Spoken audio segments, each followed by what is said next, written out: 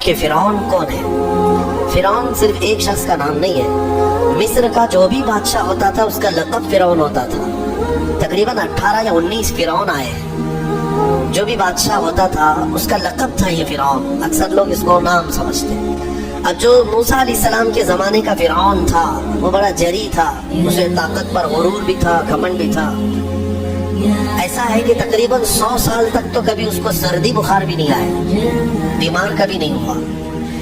تو آدمی کو جب کوئی تکلیف نہ آئے تو وہ غرور میں بڑھ جاتا ہے اور اسے ایسا لگنے لگتا ہے کہ میں سب سے پاورفل آدمی ہوں دنیا کا، مجھے کچھ ہو نہیں سکتا. تو یہی فرعون ہے جس نے اپنے زمانے میں یہ اعلان کیا تھا کہ لوگوں میں تمہارا رب ہوں، تمہارا بڑا رب میں ہوں، میری عبادت کرو. بات تو چل رہی تھی اور لوگوں کو اپنی خدمت پر معمور کرنے کی بجائے اپنی عبادت پر معمور کرتا تھا. ہزاروں لوگ اس کو سجدہ بھی کرتے. ایک دن ایسا ہوا کہ فرعون نے خواب دیکھا، آسمان سے ایک تارا ٹوٹ کر اس کی گود میں گرا یا اس کے محل پہ گرا اور پھر آگ لگ گئی اس کے محل میں. وہ گھبرا کر کے اٹھا. صبح نجومیوں کو، کاہنوں کو بلایا کہ اس خواب کی کوئی تعبیر صحیح بتا دے. بہتوں نے الگ الگ تعبیریں بتائی. پھر جو بڑے ماہر نجومی تھے انہوں نے کہا کہ اس خواب کی تعبیر یہ ہے کہ بنی اسرائیل خاندان میں ایک بچہ پیدا ہوگا جو تیری سلطنت کو ہلاک کر دے گا، تیری سلطنت کے ہلاک کرنے کا باعث بنے گا. خواب کی تعبیر سننے کے بعد شاہی فرمان جاری کر دیا اس نے کہ بنی اسرائیل میں آج کے بعد جو بھی لڑکا پیدا ہوگا اسے مار دیا جائے گا، کیونکہ وہ بچہ کہیں سلطنت کے ہلاک کرنے والا پیدا نہ ہو جائے.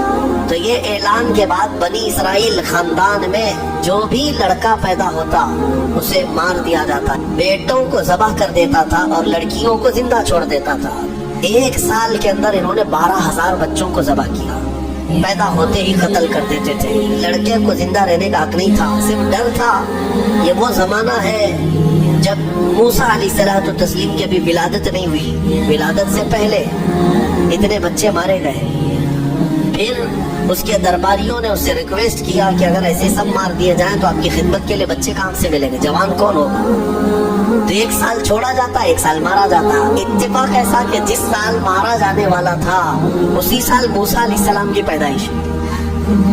ان کی ماں حاملہ تھی اور پیدا ہونے کا وقت جب قریب آیا تو اللہ تبارک و تعالیٰ جسے جہاں چاہے بچائے. ہاں، جس انداز میں چاہے وہ اللہ تعالیٰ حفاظت فرماتا ہے.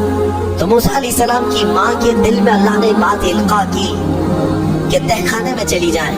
وہ تہخانے میں گئی، بچے کی ولادت ہوئی، لڑکا پیدا ہوا. اب وہ گھبرا گئی کہ یہ سال مارے جانے والا ہے اور وہ بنی اسرائیل خاندان سے تھی کہ میرا بچہ مارا جائے گا، قتل کر دیا جائے گا.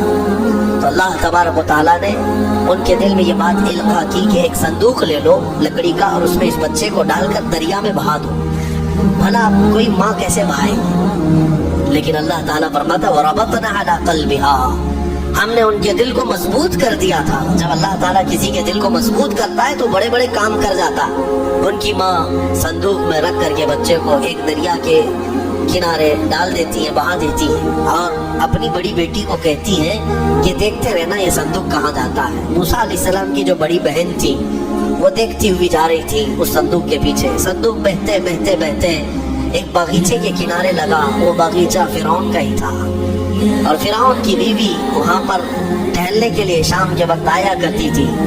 جب وہ اپنی کنیزوں کے ساتھ وہاں آئی تفریح کے لیے تو ایک صندوق کو اپنے باغیچے کے کنارے لگا ہوا دیکھا. اٹھانے کے لیے کہا، اٹھایا گیا تو نہایت ہی خوبصورت بچہ. اللہ تعالیٰ نبیوں کو خوبصورتی دیا ہی ہوتا. فرعون کے گھر میں کوئی بچہ نہیں تھا، اولاد نہیں تھی. تو فرعون کی بیوی نے اٹھا لیا اور کہا کہ لاؤ یہ بڑا خوبصورت بچہ ہے، حسین بچہ ہے، اور اپنے محل لے آئی.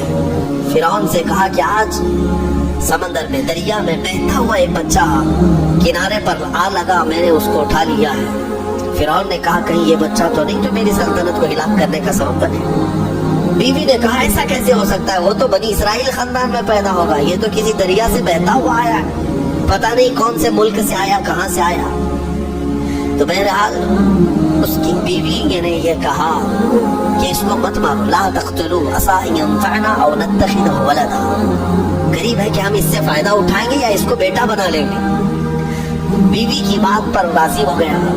فرعون جو ہے بیگم کی بات پر آ گیا. اور اس کے بعد رکھ لیا بچے کو.